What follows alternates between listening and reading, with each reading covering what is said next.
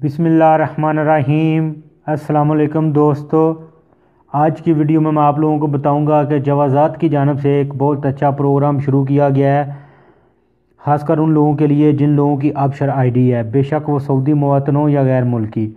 और दूसरे नंबर पर कि जिन लोगों का हरूफ लगा हुआ है, अगर वो अपने मुल्क जाना चाहते हैं तो क्या वो जा सकते हैं, अगर जा सकते हैं तो किस तरीक़ेकार से वो जा सकते हैं। तो आज इन दोनों न्यूज़ की तफसीलात मैं आप लोगों के साथ शेयर करूँगा। वीडियो स्टार्ट करने से पहले आप लोगों से दरख्वास्त है कि वीडियो को लाइक और शेयर ज़रूर करें ताकि इन्फॉर्मेशन ज़्यादा लोगों तक पहुंच सके। हाँ तो दोस्तों, सबसे पहले नंबर पर जवाज़ात के मतलब बात करते हैं। जवाज़ात ने उन लोगों के लिए जिन्होंने आबशर आईडी रखी हुई है, जिन्होंने अपनी आबशर आईडी बनाई हुई है, एक मसून नाम का प्रोग्राम शुरू किया है, जिसके ज़रिए अगर कोई भी आदमी उनसे किसी भी किस्म का सवाल करेगा, किसी भी किस्म की मुश्किलात में मुब्तला होगा, तो उनसे डायरेक्ट कॉल के ज़रिए पूछ सकता है। और जवाज़ात वाले इस चीज़ के पाबंद होंगे कि जब तक उसका जवाब नहीं देंगे, मुनासिब हल नहीं बताएंगे, तब तक उसकी कॉल जो है वो नहीं काटी जाएगी। ये गैर मुल्कियों के लिए एक बहुत अच्छा इक़दाम है, क्योंकि बाज़ लोगों को नहीं पता चलता कि हमें ये मसला है, इकामे का मसला है, हरूफ का है या फैमिली वीज़े के मतलब किसी भी किस्म का सवाल जो है आप इस प्रोग्राम के ज़रिए कर सकते हैं। तो ये दोस्तों बहुत अच्छी बात है। अगर आपकी आबशर आईडी नहीं है तो आप ज़रूर बनाएं। ये एक सिंपल सा तरीका है। एक जीमेल की आईडी होती है जिसको आपने आबशर में जो है कन्वर्ट करना होता है, जवाज़ात में जाके बसमा लगाने के बाद। ये एक सिंपल सा तरीका है। इसके ज़रिए आपकी जो इकामे के मतलब अपडेट है, अगर आपने गाड़ी रखी हुई है तो कोई मुखालफा है, कोई जुर्माना है, तो वो भी आपको डायरेक्ट मैसेज के ज़रिए पता चलता रहता है। ये एक बहुत अच्छा फीचर है।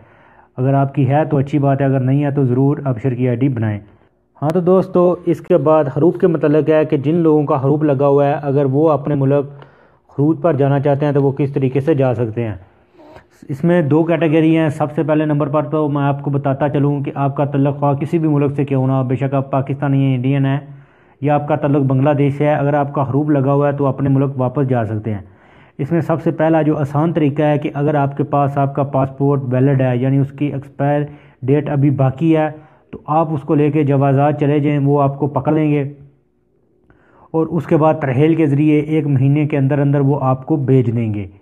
ये अभी रिसेंटली कुछ दोस्त गए हैं जो अपने मुल्क पहुँचे हैं, तो उनसे जब रब्ता हुआ तो उन्होंने मुकम्मल तफसीलात बताई है कि इसके लिए आपके पास 200 से 300 रियाल तक होना चाहिए, क्योंकि वो कागजी कार्रवाई करते हैं। अगर आपके पास नहीं भी होंगे तो वो जवाज़ात वाले ख़ुद पे कर देते हैं, लेकिन अगर आपके पास होंगे तो आपका प्रोसीजर जो है वो जल्दी जल्दी ख़त्म हो जाएगा।